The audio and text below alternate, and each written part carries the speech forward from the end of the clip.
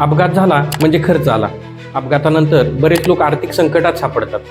मग अशा वेळी फक्त इन्शुरन्स कंपनीच आपल्याला मदत करते का? तर तसं नाही. सरकारसुद्धा लाखोंची मदत अपघातग्रस्तांना करत असते. तर नमस्कार मित्रांनो, आज मी आपल्याला सांगणार आहे अपघातग्रस्तांसाठी असणाऱ्या सरकारी योजना कोणत्या आहेत.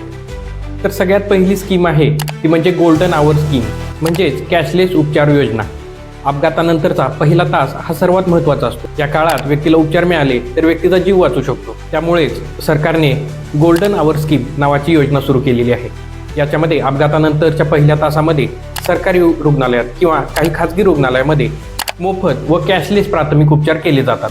सरकारची दुसरी महत्त्वाची योजना म्हणजे हिट अँड रन सारख्या केसमध्ये सरकारकडून मिळणारी नुकसान भरपाई. बऱ्याचदा अपघात करणारे वाहन निघून गेले तर नुकसान भरपाई मागायची कुणाकडे, असा महत्त्वाचा प्रश्न असतो. अशा प्रकरणामध्ये सरकार त्यांना नुकसान भरपाई देत असतं. हिट अँड रन सारख्या प्रकरणामध्ये जर मृत्यू झाला तर अशा लोकांना सरकारकडून 2 लाख रुपयाची मदत केली जाते आणि जर गंभीर जखमी झाला तर 50,000 रुपयापर्यंत नुकसान भरपाई मिळू शकते.